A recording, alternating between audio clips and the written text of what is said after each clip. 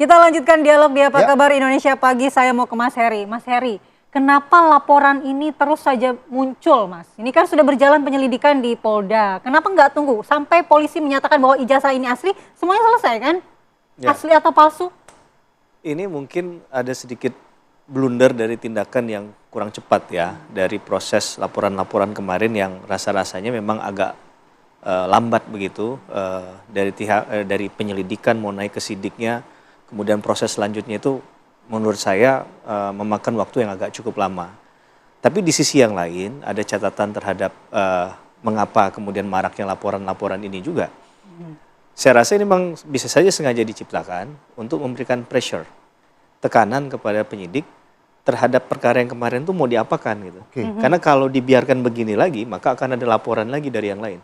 Jadi seakan-akan Bang Roy Suryo dan kawan-kawan ini versus everybody nanti. Public enemy. Ya, jadi akan melawan Versus setiap orang everybody. gitu. Ini jadi masalah kan. Betul. Jadi sehingga yang kita singgung adalah kepastian hukumnya. Nah, ini Iya, adalah kepastian bentuk hukum. menurut saya dari segi praktek adalah cara untuk memberikan tekanan tadi kepada penyidik terhadap perkara yang kemarin itu diapakan. Kalau enggak ya akan ada gelombang tsunami perkara laporan yang sama terhadap objek yang sama.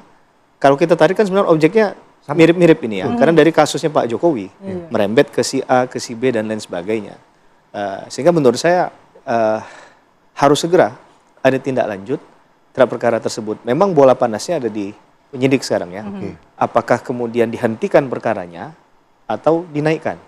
Hanya itu saja pilihannya. Ini kayak bukan main catur yang ada remisnya. Ya. Serinya nggak ada. Dia harus berjalan atau dihentikan. Iya. Nah, harus ada ketegasan sikap. Kalau melihat dari serangkaian apa yang sudah dilakukan oleh kemarin di tahap penyelidikan dan akan dinaikkan sidik nanti, sebenarnya sudah ada keyakinan dari sisi penyidik ya, dengan narasi-narasi yang diciptakan, walaupun tidak tegas menyatakan ini akan dinaikkan sidik 2 minggu lagi, memang nggak ada pernyataan itu. Yang sebenarnya itu yang mungkin ditunggu-tunggu oleh banyak orang begitu kan. Orang mungkin nggak peduli hasilnya apa, kecuali yang mendukung Pak Jokowi dan tidak mendukung Pak Jokowi. Itu mungkin mereka yang berkaitan langsung dengan kasus ini ada refleksi itu. Tapi bagi kita warga negara Indonesia yang kita butuhkan adalah kepastian hukumnya. Ya, baru nanti kalau proses berjalan keadilan yang diciptakan. Tapi untuk saat ini penegasannya adalah kepastian hukum tadi. Saya rasa Berarti kan ini kan bentuk pelaporannya juga masing-masing laporan mirip-mirip ya, pencemaran nama baik, kemudian penyebaran berita bohong. Apakah nanti ketika pihak kepolisian sudah memastikan Roy Suryo misalnya tersangka begitu ya, apakah ini semuanya nanti akan gugur atau ini akan diakumulasikan sebagai bentuk hukuman kepada Pak Roy Suryo CS? Saya rasa nanti penyidik juga punya jawaban sendiri ya terkait hal itu. Tapi tentunya kita akan melihat urut kacangnya dulu. Perkara mana yang kemudian masuk dulu dan ditangani.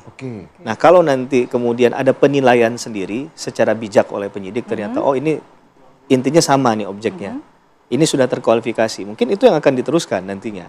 Dengan penjelasan tadi, karena objeknya sama kan kita tidak menganut sistem kumulatif dalam pemidanaan. Misalnya laporan misalnya ancaman pidana 9 tahun ditambahin terus. Berarti Nggak semua begitu. harus diproses ya, Mas ya? Ya, sementara begini, penyidik itu kan nggak boleh dia bersikap aktif ya, dia pasif. Tapi ketika diberikan laporan, ya mau tidak mau harus diterima dulu. Nah, masalah nanti kemudian perkara itu di drop atau tidak, ya dia harus punya jawaban. Nah, jawabannya kan harus bicara tentang penilaian yang sudah dilakukan oleh penyidik. Nah, penilaian itu yang perlu disampaikan. Karena tidak semua laporan pasti berujung pada naik ke tahap penuntutan, sampai pemeriksaan sidang pengadilan. Karena tahap penuntutan aja mungkin aja ada surat ketetapan penghentian penuntutan. Bahkan naik sidik pun ternyata nanti bisa di SP3. Jadi masih ada jalur-jalur lain yang bisa kita lihat nanti kan. Nah, tinggal bagaimana dalam menghentikan atau menaikkan perkara itu rasionalitasnya, teori hukumnya, dasar buktinya, alat bukti yang dipakai, mungkin juga mempertimbangkan keterangan ahli dan keterangan saksi, itu bisa dipertanggungjawabkan. Itu yang penting bagi saya. Baik, kita ke Bang Farhad. Ya. Bang Farhad, kenapa sebenarnya tidak menunggu saja penyelidikan yang dilakukan oleh Polda Metro Jaya atau penyidikan yang dilakukan Polda Metro Jaya? Karena kan ini sama-sama dilaporkan juga tentang penghasutan, pencemaran nama baik, dan juga penyebaran berita bohong, Bang.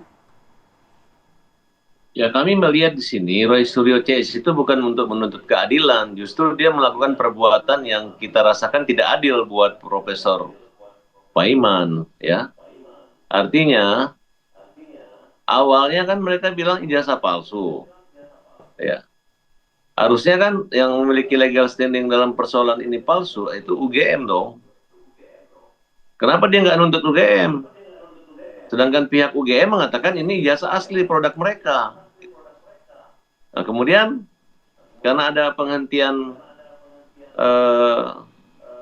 SP2HL oleh Bareskrim, nah, mereka munculkan lagi berita dan mereka mengatakan tidak benar katanya. Kemudian mereka mengatakan pembuatnya adalah Profesor Paiman. Loh, kan aneh gitu.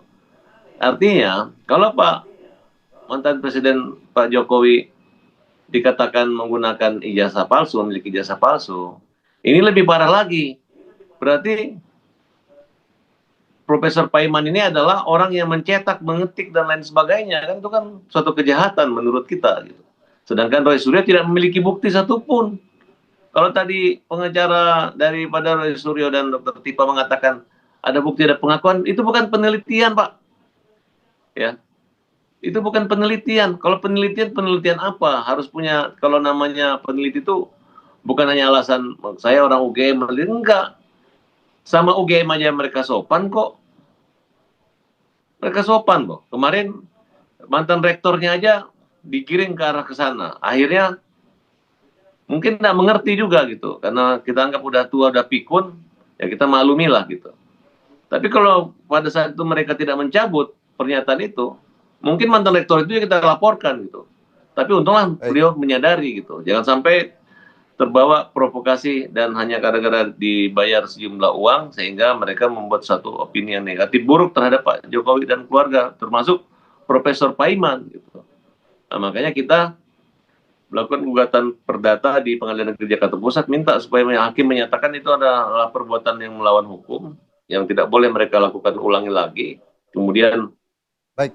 mereka harus memulihkan nama baik Pak Jokowi, Joko Widodo ya. Kemudian SP2HL yang diterbitkan oleh Bareskrim itu dapat dinyatakan sah berkekuatan hukum dan tidak dapat digugat lagi gitu. Baik. Nah, karena Baik, ini Pak Farad, terima sepertinya kasih. Ya. penggiringan akademisi penelitian tapi seolah peradilan jalanan. Kalau mereka ini tidak dihukum atau tidak dibina di lapas, mereka ini nggak akan pernah berhenti. Dan ini sudah berulang-ulang kali termasuk Roy Suryo, termasuk pernah masuk penjara gara-gara ini gitu. Jadi saya katakan ini adalah satu bagian dari penyakit yang harus disembuhkan gitu. Tapi bukan masalah keadilan, menuntut kebenaran gitu. Tidak ada. Mereka menggunakan cara-cara jalanan. Bukan minta Pak Jokowi disidangkan, tapi minta mengakui, minta maaf, minta ampun gitu. Bukan cara-cara hukum. Demikian. Baik, Bang Farhad, terima kasih. Nanti kita mau minta tanggapan Bang Girsang. Apakah benar ini cara-cara jalanan bukan sebenarnya tujuan penelitian akademis? Tapi kita jeda dulu, Bang Girsang dijawabnya usai jeda. Tetaplah di Apa Kabar Indonesia Pagi.